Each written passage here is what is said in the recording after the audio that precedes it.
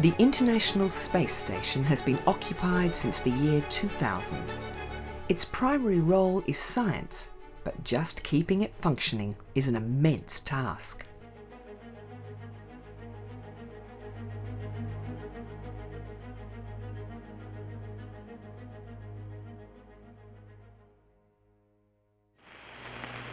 This is Freedom 7. The fuel is go, 1.2 G, cabin at 14 psi. In May 1961, Alan Shepard had flown a brief suborbital hop in his Freedom 7 space capsule.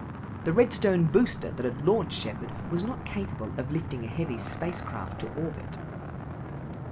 The flight caused celebration in America, but by comparison, the first man in space, Russia's Yuri Gagarin, had completed a full Earth orbit and had become an international celebrity.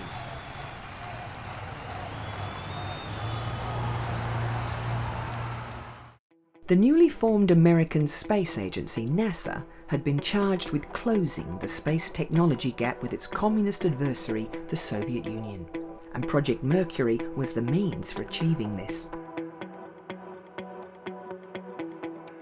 Until the more powerful Atlas booster was ready, the only rocket Project Mercury had was the Redstone, and NASA was keen to refine the Mercury capsule, so a second suborbital flight was scheduled. This time, the astronaut would be Gus Grissom.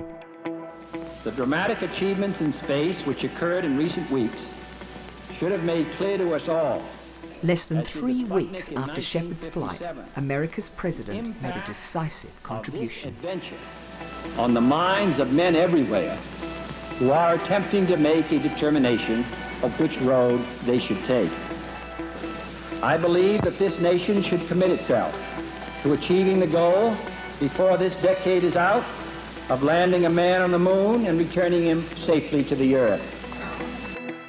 At NASA, the training program and the preparation for the second Mercury flight with astronaut Gus Grissom continued as scheduled. But administrators realised that their president's announcement would mean a rapid expansion of the space agency. New staff were hired and long-term contracts were negotiated. Of immediate importance were modifications to the Mercury capsule. At the astronauts' request, a window was added and a new hatch using explosive bolts had been designed for quicker egress. 70 bolts held the hatch in place, but these now had an intentional weak point and a small explosive charge would blow off the hatch if required. Gus Grissom would be the first to fly with the new hatch.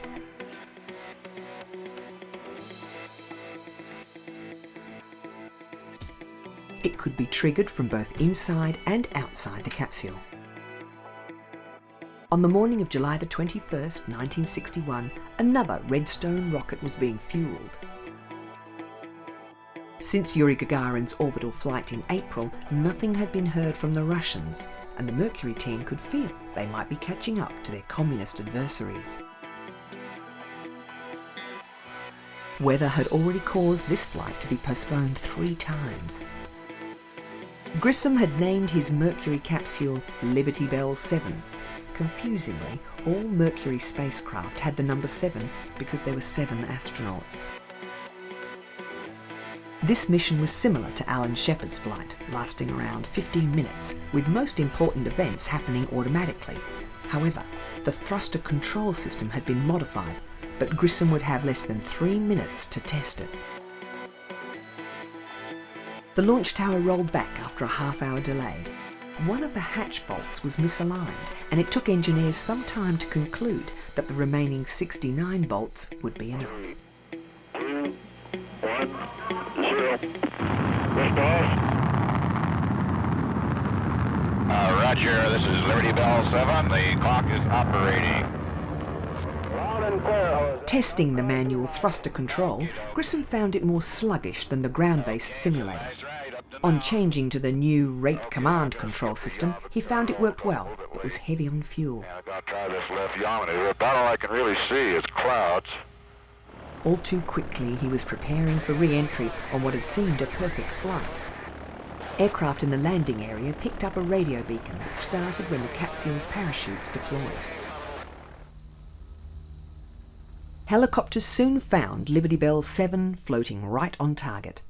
Everything appeared normal. Inside the capsule, Grissom had released the safety catch on the hatch. Not long after, the explosive charge blew the hatch open and the craft began filling with water. Grissom had to jump clear, and the helicopter was struggling to lift the water-filled capsule clear of the waves. Warning lights in the chopper indicated the engine had been overtaxed and that failure was imminent. The pilot dumped the capsule, which sank beneath 5,000 metres of the Atlantic. Grissom had been struggling to stay afloat too, and he was winched to safety in a water-filled spacesuit. The loss of the capsule and its valuable data was not good, and immediately engineers began asking how the hatch could blow on its own. Grissom was adamant that the hatch had blown by itself. While he was still soaking wet and with doctors trying to examine him, he took a congratulatory call from President Kennedy. Gus Grissom's suborbital flight would be the last Mercury mission to use the underpowered Redstone booster. Project Mercury planners wanted their next astronaut to go into orbit, but there was a problem. The more powerful Atlas booster they were relying on only had a 30% success rate. Designed in 1955, the Atlas was developed as a nuclear weapons delivery system, but by 1961 the technology had not matured. It was not dependable. At this point, NASA had launched 3 unmanned Mercury Atlas combinations, and 2 had failed catastrophically. NASA was beginning to argue with Convair, the rocket's builders, about reliability. Modifications, including a thicker skin and a transistorized telemetry system, were introduced.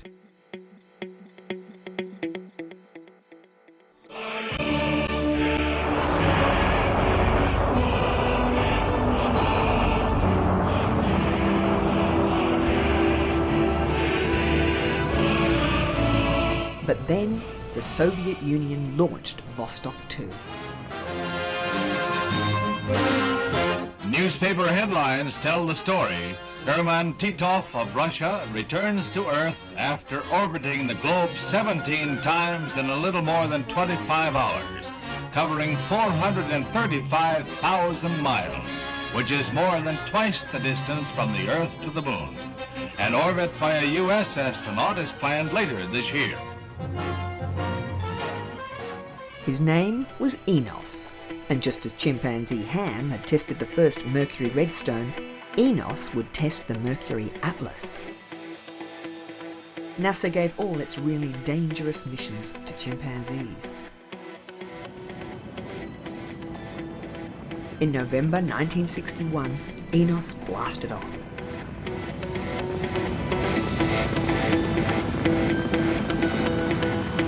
He orbited twice in 3 hours and 20 minutes and, although it wasn't a flawless mission, it gave the planners confidence that most of the glitches had been eliminated from the Mercury-Atlas combination. The next Mercury mission would carry John Glenn. He would be America's first man to orbit the planet. The flight had been scheduled for January the 16th, 1962. But technical issues and then problems with the weather meant that the launch had been delayed till February the 20th.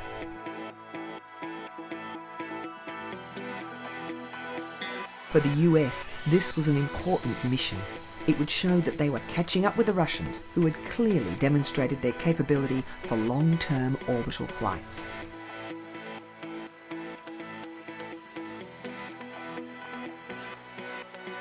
People had turned out along the beaches of Central Florida to watch the launch, and national pride was on the line. The Cold War had reinforced Stars and Stripes patriotism, and John Glenn, in the spacecraft he had named Friendship 7, was striking a blow for truth, justice, and the American way. The Godspeed, John Glenn. 10, 9, 8, 7, 6, 5, 4, 3, 2, 1, 0. Roger, the clock is operating. We're underway. Everything about the launch was close to flawless. Okay. A little bumpy along about here. 5.5 minutes after blastoff, Friendship 7 was in orbit, and Mission Control affirmed that the trajectory was good for at least 7 orbits. Started. Seco. There was a minor problem with thrusters, but when a faulty sensor indicated that the spacecraft's heat shield had come loose, it was decided to bring the mission to a close after just 3 orbits. Capsule turning around, and I could see the booster during turnaround just a couple. 3 days after his return, at a ceremony at the Manned Spacecraft Center, the President decorated John Glenn with NASA's Distinguished Service Award, and across the US, support for the manned space program was enthusiastic. There were 3 more manned orbital flights in the Mercury program, each one increasing in duration, refining techniques and technology. Ultimately, the last scheduled Mercury missions were cancelled in favour of the next program. NASA was in a race to the moon, and Project Gemini was a big step in that direction.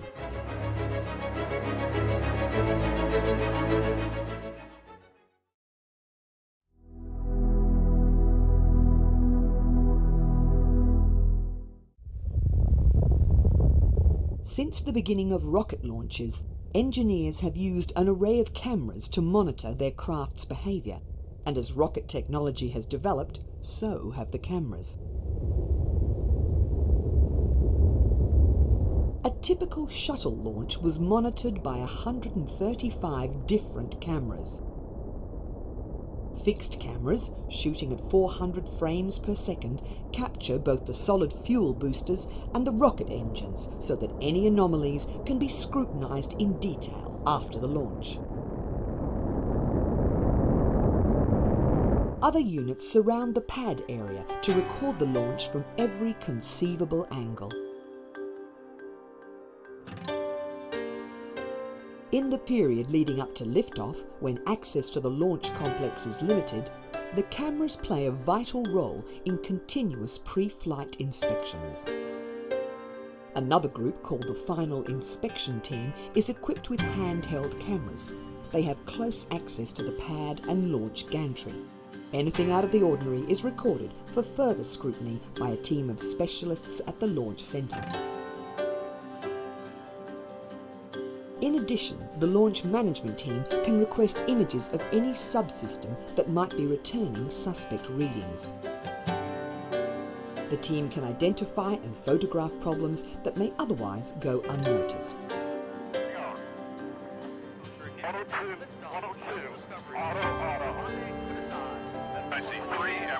When a spacecraft leaves the ground, a different set of tracking cameras continue to record.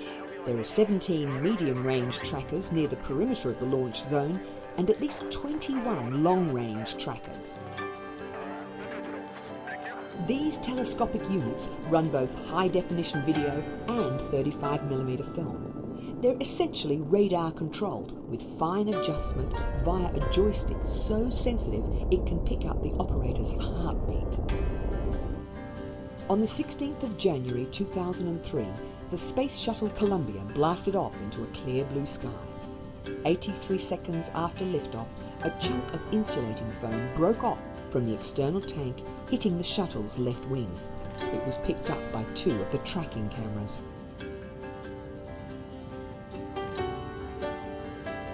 Though the foam is very light, the incident happened when Columbia was travelling at about 800 kilometres per hour. The crew of 7 was lost when Columbia broke up during re-entry 2 weeks later. An investigation revealed that foam strikes had been seen before. The normalization of deviance was responsible for not having fixed the problem earlier. Shuttle flights were grounded, and images from the tracking cameras led to a redesign of the external tank's insulation. Future shuttle flights, with one exception, were restricted to the International Space Station.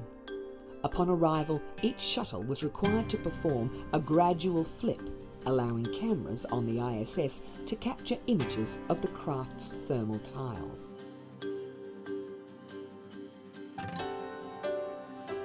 Any damage revealed would mean astronauts could wait at the station for a return to Earth on a later flight. But such precautions only revealed the vulnerabilities of the aging shuttle, and the fleet was retired in 2011, leaving the United States without a human-rated spacecraft.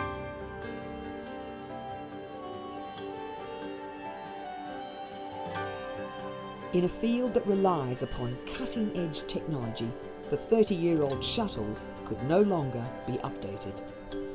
But a new system is on the way, the Orion, with every stage of testing and development being meticulously recorded.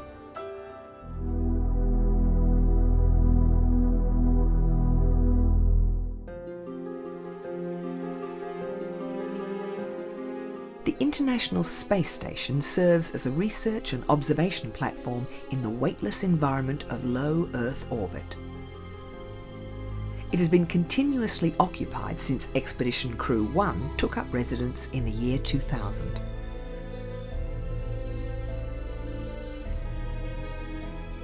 The ISS has a mass of 450,000 kilograms, easily making it the largest man-made object in orbit.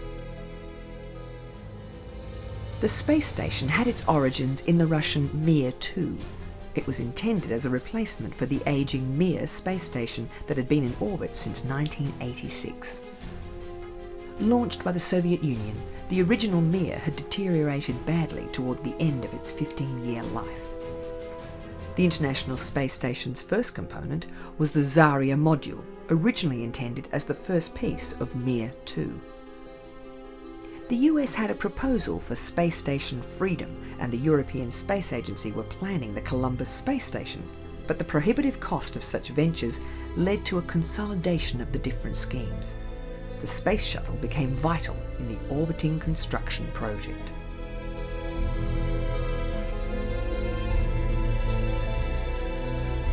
The second component was American. Known as the Unity module, it was added in 1998. Over 13 years, the space station took shape.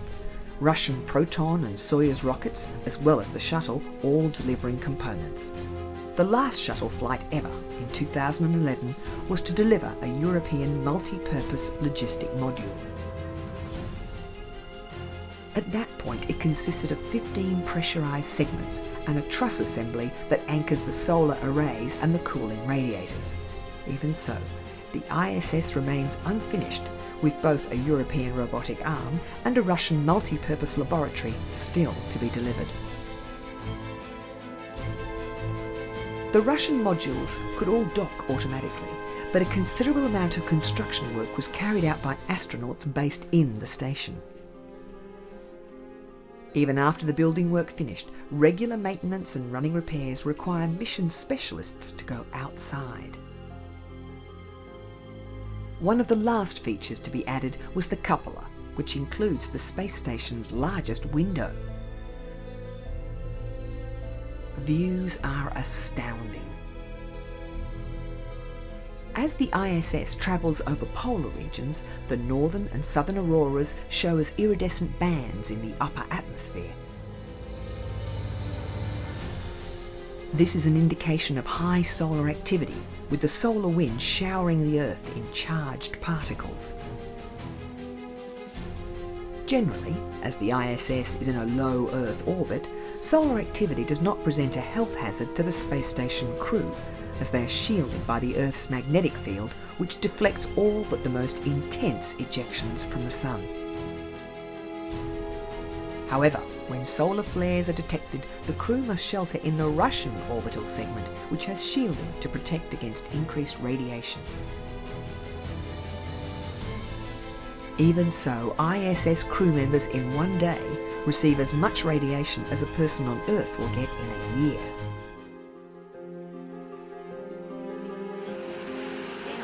Periodically, partner nations will launch a resupply ship to the ISS.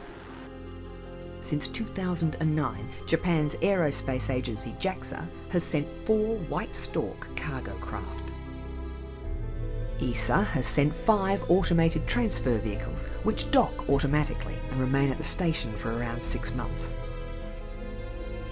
Since the retirement of the Space Shuttle, the United States has used commercial contractors for resupply. Like the Japanese ship, SpaceX's Dragon cargo craft will come alongside and wait to be captured by the station's robotic arm. The most frequent visitor is the Russian workhorse, the Soyuz, used for ferrying crew members, and its cargo equivalent, the Progress. These also dock automatically.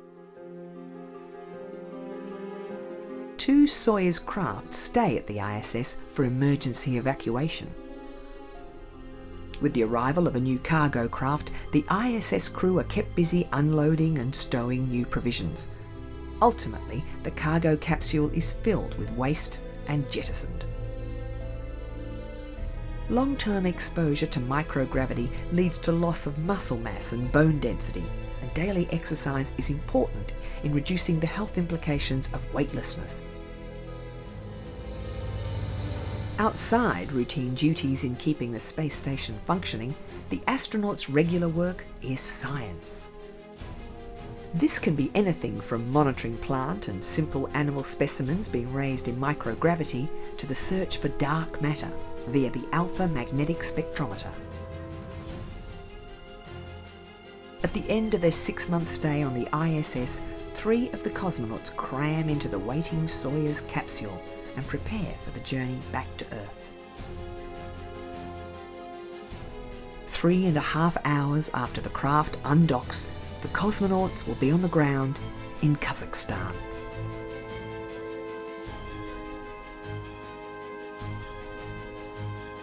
Major partners America and Russia cannot agree on funding for continued operations beyond 2020, which could mean the end of the orbiting laboratory.